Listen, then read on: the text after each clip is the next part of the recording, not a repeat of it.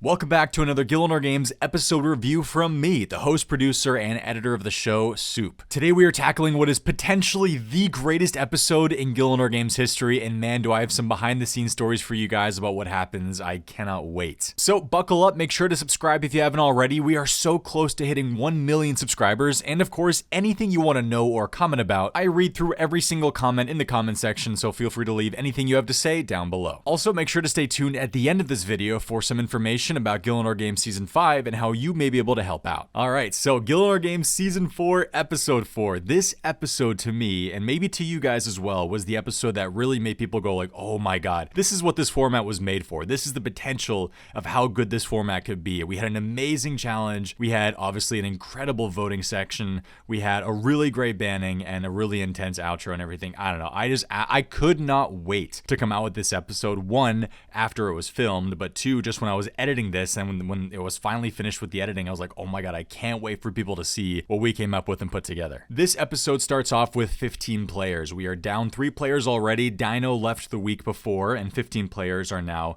remaining in the game. And the prize pool, here's the crazy thing, the prize pool went up to 34.55 billion GP. Guys, it's episode 4. We're just now a third of the way through the season, and the prize pool has already surpassed last season's total prize pool. 34.55 bill. It was 30 bill for season 3. So the fact that we're coming into this season, an episode 4, and the prize pool is already this big is absolutely insane. Now, I do want to reiterate to all of you guys that the prize pool was not known to everybody when we're recording. Obviously, the prize pool is collected while the episodes are airing because I ask people to contribute. So none of the competitors know, going into any of these episodes, what the prize pool is going to be. But for you guys, the viewers, you see that the prize pool is already 34.5 bill. We have some, reactions in there, some fake reactions that I do in editing and everything. And this episode starts off great, just knowing that this new prize pool has already raised the bar, and it has already gotten huge to the point where it's surpassed last season. So it's absolutely nuts.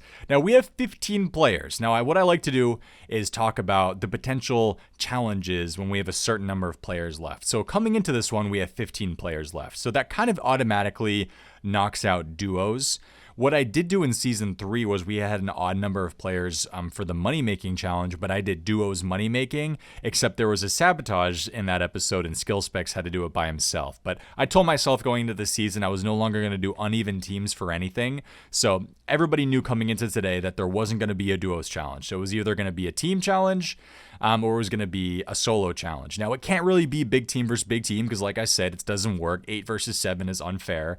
But what does work is small teams. So we could have 5 teams of 3. We could have 3 teams of 5, right? Because the 15 is divisible by that. Or we can have another solo challenge. Now, in the previous episode, we had done a big team versus big team. And in the first 2 episodes, we had done 2 solo challenges. So it really made sense going into today. And I think everybody kind of knew that there was going to be some type of small team challenge. And that's exactly what it does. I think for the first time, or what it was, I think for the first time, maybe ever that I can think of, we have an even number of players for a 3-person team. So we have 5 teams of 3 players, which I don't think we had ever done before. These teams coming into today were going to be competing in maybe the most popular challenge ever, Gillig, RuneScape Hide and Seek. Every single time, ever since the airing of this episode in season 2, it is by far the highest rated. Every time I do the Google form where I get you guys to send me kind of like your thoughts on the season and your favorite challenges and bannings, I mean, Gillig is always number 1, or at least always top 2. Ever since it's aired on season 2, 2, 3, 4 now, it's just always been towards the top. Something about hide and seek, people just really, really enjoy watching it. I love doing it. It's really fun to find the locations. I would say most of the competitors like doing it as well. It's really fun to try to race against other people to find a location, and it's really exciting to see a picture pop up and be like, oh, I know that. On the other hand, I know there are some people, I think Foe told his stream, actually, I was watching him, and he said that he hates hide and seek because 1, it's very stressful, and 2, for some reason, he's just not as good at it as a lot of the cracked players on the season. I know Settled likes it. That dude is absolutely monstrous at hide and seek, and I know some other people are as well. So they really welcome hide and seek because it's really fun for them. Have you ever wanted breakfast for life for free? Well, thanks to today's video sponsor, HelloFresh, it's possible. If you're a subscriber to HelloFresh, you'll get a free breakfast item in every single HelloFresh delivery. If you didn't know, HelloFresh is a meal kit delivery service that provides you with fresh ingredients and recipe cards to make home-cooked meals. They also have ready-made meals as well. HelloFresh lets you easily customize your delivery from week to week. Choose from a ton of different meal options like Calorie Smart, Protein Smart, Vegetarian, Quick and Easy, and more. A constantly rotating menu means you'll never get bored of what you're eating. Packed with fresh ingredients, everything arrives pre-portioned and right at your doorstep. If you're looking to start eating healthier or learning how to cook, which everyone should learn, HelloFresh is the perfect place to start. I've been using them for almost 5 years and I've cooked hundreds of meals and enjoyed every single one of them. And I'm not alone. Millions of other people have as well. If you're curious, try it out for yourself using my link in the description of this video. If you use it, you'll receive 10 free meals plus free breakfast for life. The link and code are valid in all countries and the respective local discount will apply. Thanks to HelloFresh for sponsoring this video. I think the viewers like it so much mainly because you guys are able to play along at home, right? There's a lovely little countdown timer, a nice little countdown sound effect to hype up the picture, and boom, it pops up, and you guys at home can either instantly recognize it and be like, oh, it's there, or you don't know it and you now get to watch everybody else on the show figure it out alongside you, right? Which I think is just really fun too. If there's one thing I've learned from producing this show, it's that people who are watching really like to play along with the challenges at home. So any challenge that lets you guys kind of, like I've already said many times, play along at home and do it for yourself, automatically gets more engagement, has better viewer retention, and just does better overall. So that's kind of been something I've included every single season more and more, is just these challenges where I'm like, okay, are the viewers going to be able to understand and play along at home? And every time I do those challenges, they seem to do pretty well. So that's something I'm definitely going to continue to do. But as usual, we're coming into this episode of hide and seek with 5 locations. I did 7 in season 2, and fun fact, season 2 had 7 pictures, locations, because we did 5 to start, and then everybody was enjoying it so much that I said, oh, okay, let's do 2 more. And again, another thing with hide and seek is that everybody finds the locations so quickly. I always go into it so cocky and thinking to myself, oh, I just found the perfect location. It's going to take them forever. And then they find it right away. I'm just like, well, as usual, these guys are just way smarter than I thought. Since Hootie won the episode 3 banning, he got to choose the teams for today. That's what we're doing this season. Whoever wins the banning or previous week's banning gets to make the teams if it's a team challenge. And he chooses a really strong team of Settled, arguably the best Gillig player we've had, and Solo Mission, maybe the best ever player that's played Gielinor games. So going into it, that is a very, very strong team. The other teams, we have Framed, Eviescape, and Roydy on Team Stupid Morons. We have Foe, Victim, and West Ham on Team Bodhi. We have Bodhi, Zoe, Mr. Mammal on Mammal's Waxed Hair. And we have Sea Engineer, MMORPG, and Torvesta on Team Sir Strumming. So the fun thing about these team names was I let all of them choose a team name and then they had to send it to me. And going into this, I was like, I don't know if I'm going to include the team names in the episode. I might just call them Team 1, 2, 3, 4, 5. But then the team names were just really funny. I mean, we have one team literally called the Tribunal. So if they don't get into the Tribunal, it's a big embarrassment in a sense, right? We have Team Stupid Morons, which is just funny. We have Team Bodhi, and Bodhi's not even on Team Bodhi. Mammal's Waxed Hair. We have Team Sir Strumming, which is a rotting fish that's eaten in Sweden. Just the names were so funny. So when I was editing the episode, I'm like, I have to keep these team names in. And while, they weren't necessarily a focal point of the episode, I think it was just funny for you guys. And it was funny for me to just see those names pop up. And it did, I guess, in a sense, help keep track of who was ahead and who was behind at one point. But it did actually confuse me during the filming when I kept having to call out Team Bodhi, and I realized Bodhi was not on Team Bodhi.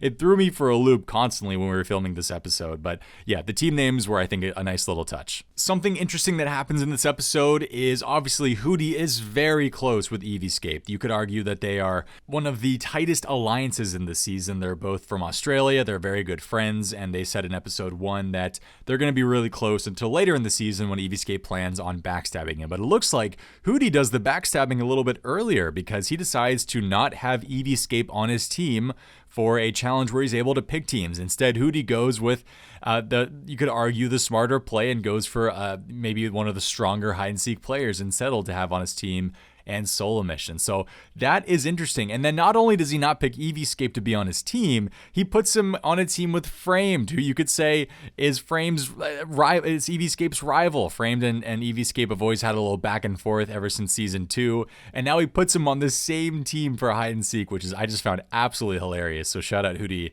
for creating a good bit of content there. Gillig in season 2 was simply running to find where I was and trading me. In season 3, it was the same thing until the final round where we decided to do it on a PvP world. Now in season 4, I thought to myself, let's try to change it up a little bit. Let's try to evolve the game somehow. And what's a great, easy way to evolve the game? Well, hide in areas that require items to get to me. And that's what we did, I think, for 4 of the locations, where if you want to get to me, you need to, for example, in the round 1 of the location number 1, I was hiding over at the waterfall where you start the waterfall quest. I'm behind the rock there. What do you need to do to get to me? You need a rope. So a lot of players teleported in and were like, hold on, wait a second. Do you need a rope to get there? Immediately, a bunch of people teleported out. Some people ran and tried to swim across like Torvesta, and there ended up being the really funny scene of him swimming, and he was the first one to me, but he fell, so he couldn't trade me. Whereas most other people had to, talk with their team and talk where are we going to get the ropes, right? Some people went to Ned in Edgeville. I think actually that's where most people went. Some people went to Ardoyne to buy ropes from the Ardoyne general store. So this was really fun for me because one thing I wanted to do was, have teamwork involved. This is obviously a team challenge, and yes, you can call out to your teammates where the location is.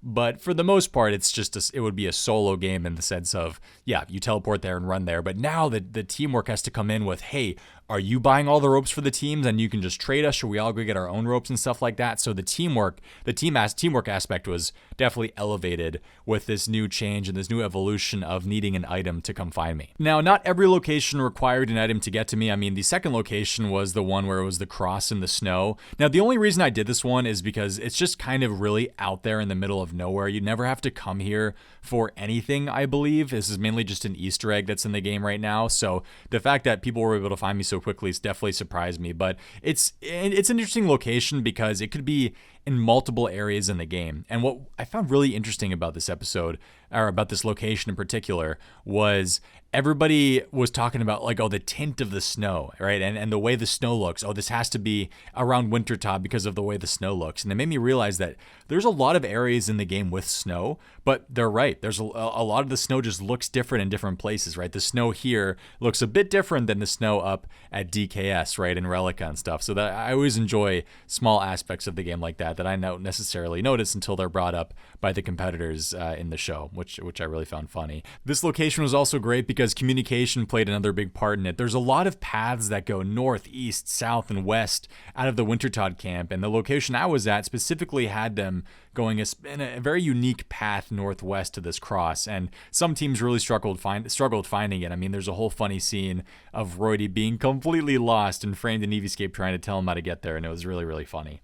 So the third location is the Boots of Lightness area in the Temple of Ikoff. This required a light source to get to me, so the teams had to figure out how to get a candle, how to get a lantern. Settled, of course, goes for the candor and headgear, which was super smart, and we had some funny moments in that. In the fourth location, this one was really funny because technically you don't need an item to get to me. You can just use an ectophile, then run south, but everybody realizes that the 10K is used for the boat from Port Fat Asmus to Sleep, and it's the quickest way to get to the area I was hiding, which is the stained glass window. Now, two things about this. One, I found it absolutely hilarious that Sea Engineer and Eevescape had been sending each other hide-and-seek pictures to practice for Gielinor games, and they sent each other this exact picture of this stained glass window, which is hilarious. But what makes it even better is that they weren't even the first ones to me. Of course, it's settled, right? It's the swamps, and of course, his team's gonna win. But it was so funny because Eevee's so excited and so happy that he knows where this is, and then Settled ends up winning, and it was just a really funny moment. The other really thing about this location is I already talked about this in the blooper episode for the season on my main channel, but I'll bring it up again here for you guys who didn't hear about this or watch it. So going into this round, every single round, everybody needed to replenish everything in their inventory. So the cash stack being 10K, like any jewelry charges that were very low, I told them all to recharge everything or just kind of restock and refresh everything. Now, Bodhi doesn't do this, and he ends up having a cash stack below 10K. So him having a cash stack below 10K means that if he were to teleport into Port Fat Ass Smith with his ectophile, he wouldn't be able to take the boat to sleep, which costs 10K because he didn't have enough. Actually, this happens to Framed in the episode where Frame tries using the boat, but he doesn't have 10K, so he can't. So he has to teleport back to a bank, get the money, and then go back, and that costs his team points. Bodhi was in the same boat until the craziest thing ever happens where Bodhi gets a random event. He gets a random event, I believe it was Niles or Piles, whatever that guy is called. And the random event ends up giving him money that puts his cash stack above 10K, which is absolutely insane.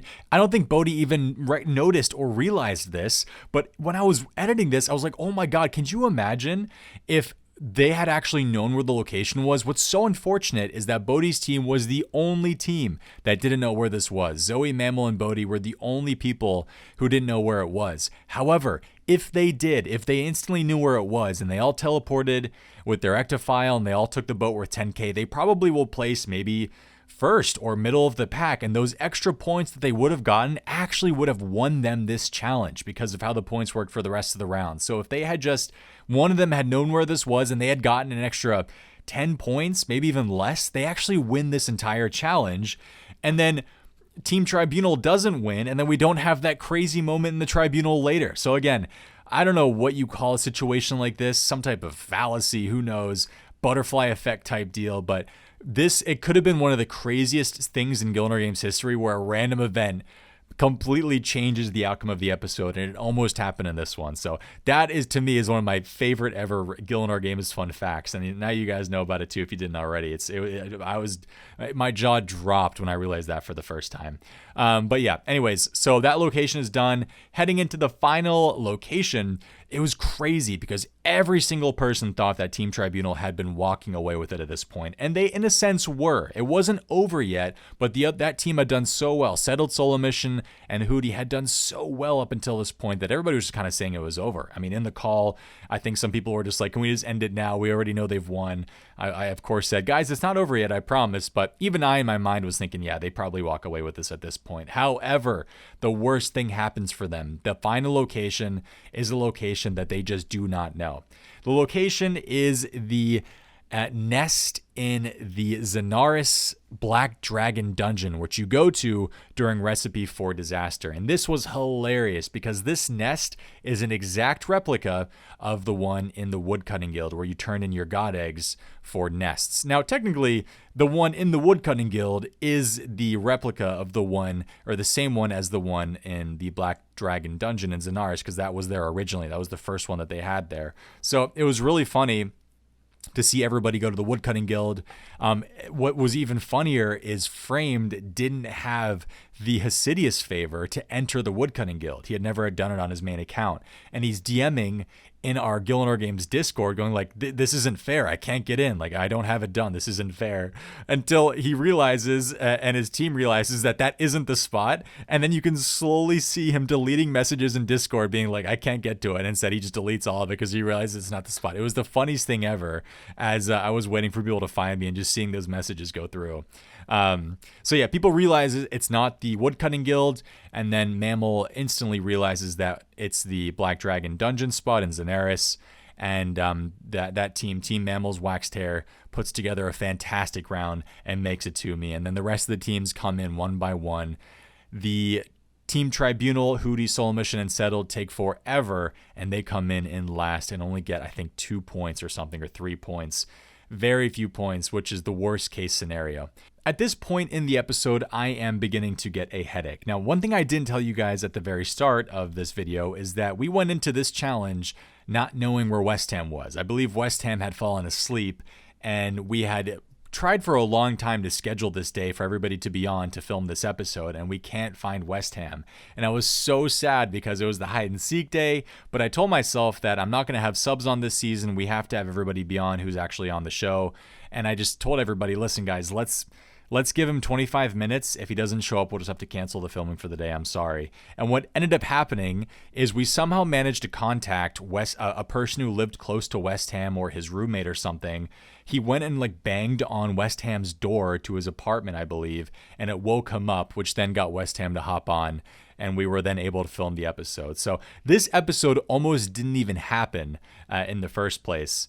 And it does manage to happen, which I was so relieved about, but I was so stressed out that we weren't going to be able to film that day. Again, it's so hard to get these filming sessions to happen. And I was really sad because I was like, I'm going to have to schedule a whole new day, a whole new session to film this. But he ends up showing up, which was great.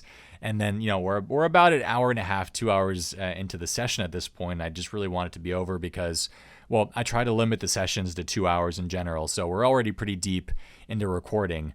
Now, what made this episode take even longer to finish is that the point totals were so close. I mean, guys, the point totals were absolutely insane. I had to recalculate the points 4 or 5 times just to make sure that the point totals were exactly correct, because I could not believe how close the top 3 teams were. Unfortunately for Team Bodie and Team Surstrumming, they were the bottom 2 teams. They weren't that close, but the top 3 teams were so close. All of them were within 4 points, I believe, something along those lines.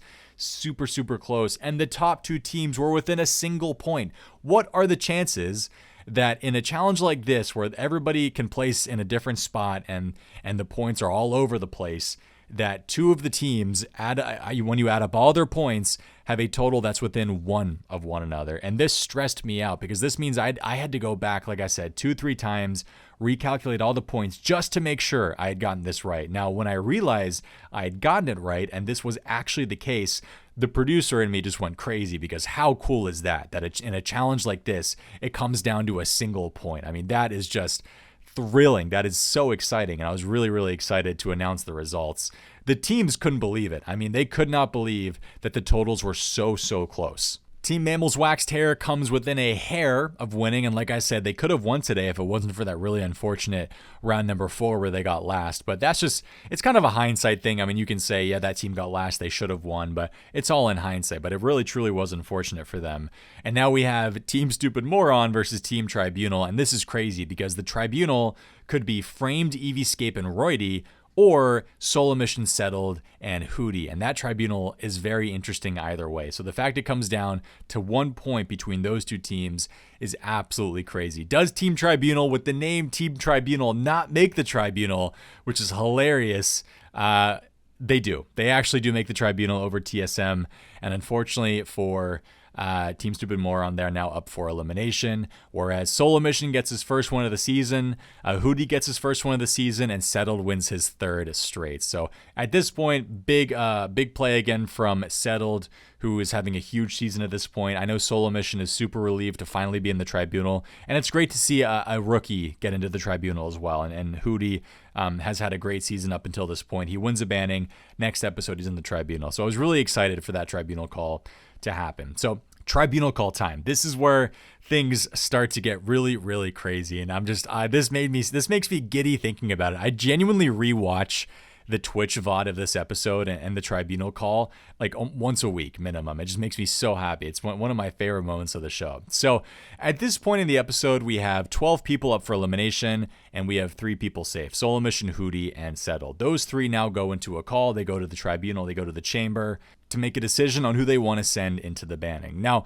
this is just, I don't know, thinking back to this is just crazy, because when they hop into that call, the consensus at the end is that they are voting for a farmer. They want to vote for a farmer. They want to get a farmer out, and they agree on Roidy. Now, I'm in that call. I believe Allie is in that call as well. If you guys don't know, Allie is somebody who helps produce the show. She was in all the Tribunal calls, and we went out of there being like, okay, Roidy is going into the banning today. I mean, I had no idea. I genuinely had no idea what was about to happen.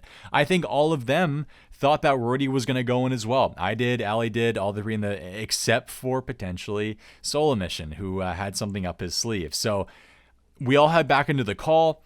I start to ask them who they want to send in. I say, Hootie, who do you want to send in and why? And this was super, super funny because the way Hootie responds is hilarious. He goes, we, and then he actually realizes that it's an individual vote, and he goes, I am voting for Roydy. You know, the farmers are too big of a lines to have in. They're going strong, and we need to get one of them out of there. And it's really funny because I don't think this is in the episode, but you hear Foe has a little voice line at this point where he goes, well, the farmers aren't even aligned at this point. He says that in the background. I remember it was really funny.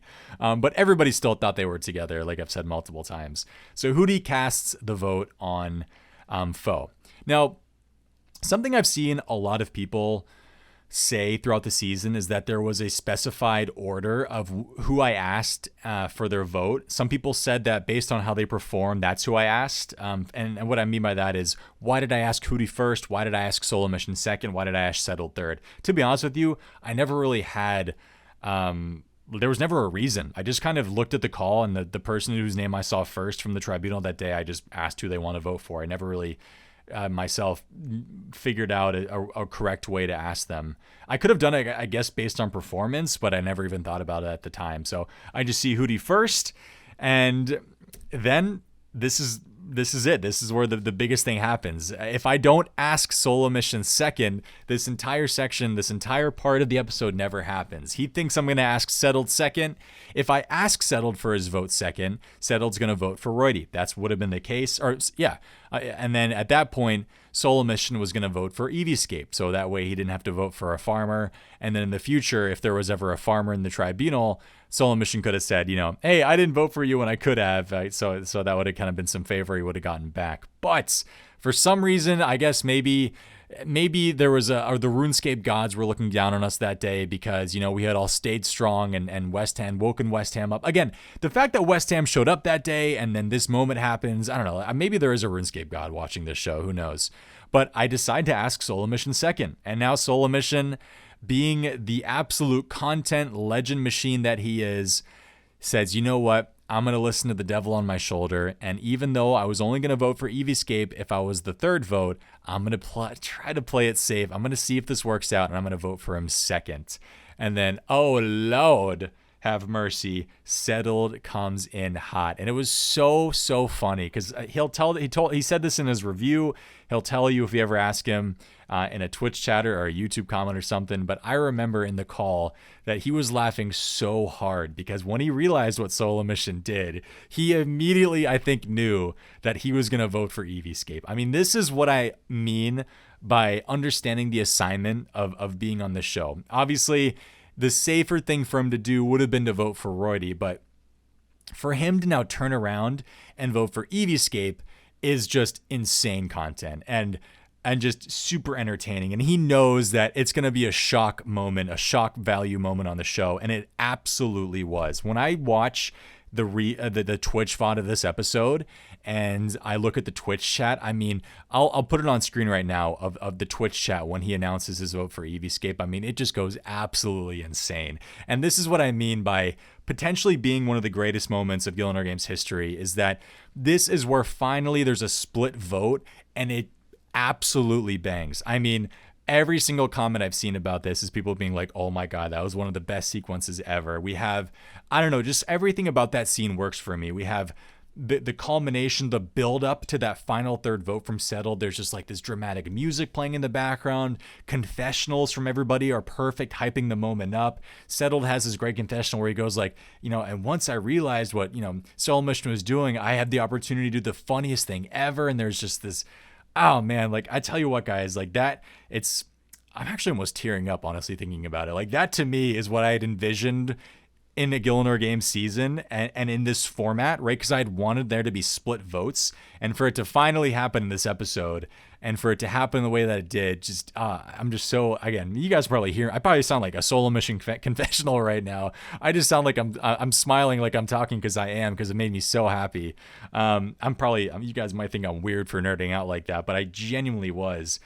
For that split vote to happen, I mean, unreal. To go out of the tribunal call thinking that it's going to be Roydy, and then it ends up being somebody else, to the surprise of almost every single person, was amazing. And then, cherry on top, to top it all off, Eviescape immediately calls out Frame to go against. I mean, there wasn't even a tick between him realizing that he got chosen to then calling out Frame to go against. And again, this is why I personally think Eevescape is such a legend on the show. I mean, I know he likes to play the villain role, and I know a lot of people see him as one, but he plays it so damn well. And for him just to say, screw picking somebody who I think I can beat, I'm going to go for my rival. I'm going to go for somebody who I want to knock out of the game, who's a strong player. I'm going to go for Framed. Let's grudge match this, right? For him to instantly call him out, I mean, just that minute is just insane. Absolutely insane. I mean, like I said, I rewatch it so often, and you guys, I'm hoping, when you saw that happen in the episode, were just also as excited as I was. So I could talk about that forever, honestly. I just like it so much. So, I mean, when I tell you that the Discord call, when that happened, was like, oh my God, like there was just craziness in the call and people were like, holy shit, that was absolutely insane. Just unreal, absolutely unreal. So everybody needs a moment to regain their breath. My headache's gone at this point because I'm so excited and so happy of what just happened from a production standpoint. And now I have to announce a really great banning in Hoarder. Eevescape and Framed. Framed has indirectly or directly knocked out Eevescape in the past 2-3 seasons, I believe. And now they have to go in 1v1 in one of my favorite bannings, which is Hoarder. Hoarder is obviously a banning that came into the show last year, where you start on a fresh account and you have to fill up your bank with as many unique bank slots as possible. Last year, it was between Eevescape and Ditterbitter. Eevescape won, knocked him out. It actually went to overtime last year, where Eevescape, we had to go to an overtime, and he ended up knocking out Ditterbitter. And in this season, Eevescape is back. So the fact that Eevee's going into this with experience is helpful, except for the fact that we're doing this in a different location. We're doing this in Ardoyne. They're both starting in Ardoyne, the center of Ardoyne this time, instead of Lumbridge. So while Eevescape's experience does help him, for example, with the charter ships, it doesn't help him because, well, it's a new area, and he doesn't, of course, know exactly where every single spawn is. But again, Framed is arguably one of the best ever players to do it. I mean, the dude has been, spoiler alert, obviously at this point, but he's been to 2 finals back to back, or no, 3 finals. Look, even I forget how amazing he is. He was in the season 1, he was in the season 3 and season 4 final. I mean, that dude is just arguably one of the best players on the show. And he's incredibly smart, super, super good at the game. Eevescape is in the same boat. While he hasn't made it to finals, he's a super, super good player. He is really good at Gielinor Games challenges. So this is like a Clash of the Titans type deal.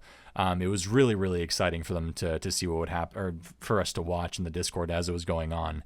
Now, the banning starts, and it looks like Eevescape's going to take it home because he starts off really hot. He gets those charter ship items right away. He gets some other items around the game right away as well. And at the halfway point, I think 7.5 minutes in, he has like a 7 or 8 item lead. It's really hard to find a large amount of items at the end of a route like this, when usually you go for them at the beginning because you want to knock out a bunch of items right away. It's really hard to find an area that has a bulk of items for you to buy out towards the end of a route. However, that's exactly what happens because Framed realizes, I think with like 3 or 4 minutes left, that the Gnome Stronghold has a ton of items in the food shop up there. The Hudos food shop, they're like 1 to 2 GP each. And he has some GP on him at this point. He originally, I believe, was going to try to pickpocket a man for a long time for more GP, but he decides to change his course and run up towards Gnome Stronghold. He buys out that shop. I think he gets like 15 to 20 items, and that was the difference maker. I mean, it made a huge difference. Ends up beating Eevescape by, what was it, 3 items, I believe? Made a massive difference, and that was it. I mean, just like that, Eevescape calls out Frame to go against him. Frame takes him out. That's why this format to me was just... There was the chance and opportunity for it to be so exciting. I mean, calling somebody out only for them to beat you is like brutal. And it happens in this episode in, well, I'm going to use this word again, in the most brutal way possible. Eevescape goes in off the burn vote from Solo Mission. He calls out his rival to go against, and he ends up getting knocked out by his rival. I mean, as much as entertaining as it was for the viewers and for, everybody on the show, you have to feel for Eevescape. I mean, there's no way he should have gone out in this episode. He's got his best friend, his tight ally, Hootie, in the tribunal.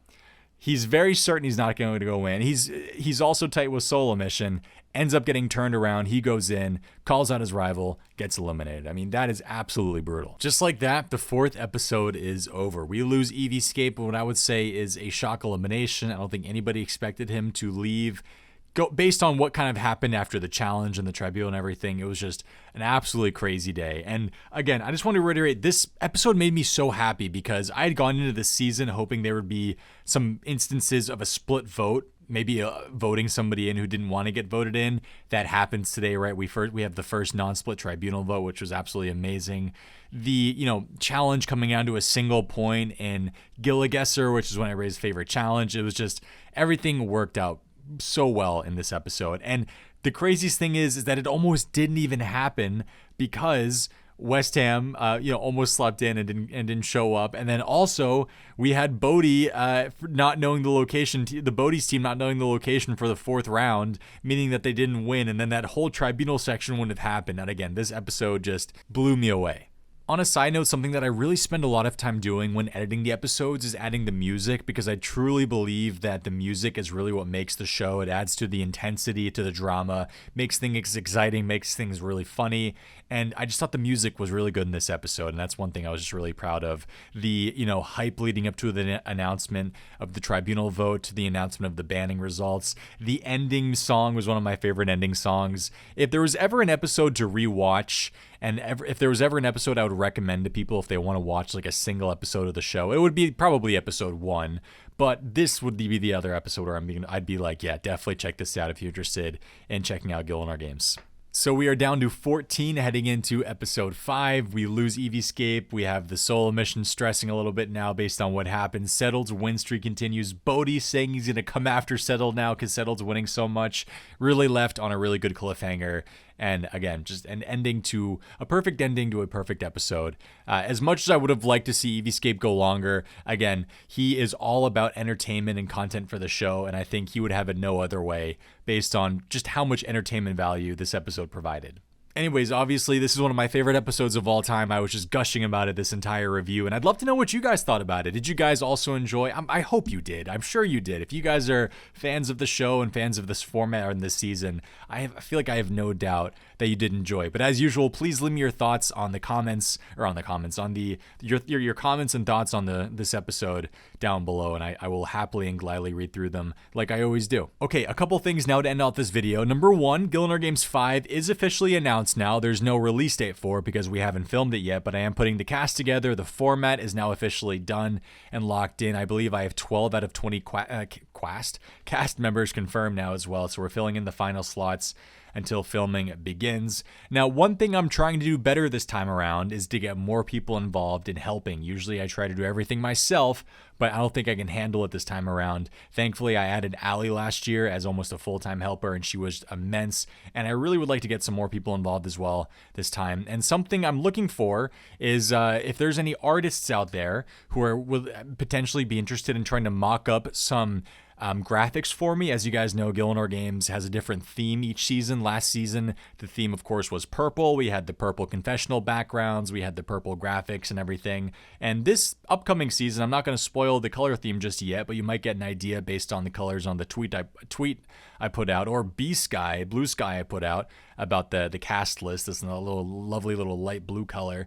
But I'm looking for somebody to come up with maybe a couple mock-ups and sketches of how the graphics could look. So if anybody's interested in doing that, it's a paid opportunity. I happily will pay you for that. And if you guys made it this far, that means I hope that you are fans of the show and kind of know what I'd be looking for. Of course, we can talk more about it in a DM. So my Discord DMs are open. My Twitter DMs, my Blue Sky DMs are open as well. So please shoot me a message on any of those and we can talk. Second thing, in honor of this review, I will be doing a RuneScape hide and seek, aka a Gillig live stream with 20 locations for you guys to all participate in. As you guys know, it's my favorite thing to do, the hide and seek episodes, and I figured I would do some hide and seek streams for all of you guys to participate in as well. We do a little GP prize at the end of every round for whoever finds me first. So if you guys have ever wanted to participate in Gielinor game style RuneScape hide and seek, I'll be doing it tomorrow, and by tomorrow I mean January 30th, around maybe 1 to 2 p.m. Eastern time, maybe a little bit later, maybe a little bit earlier. It's going to be live on this YouTube channel as well as my Twitch stream.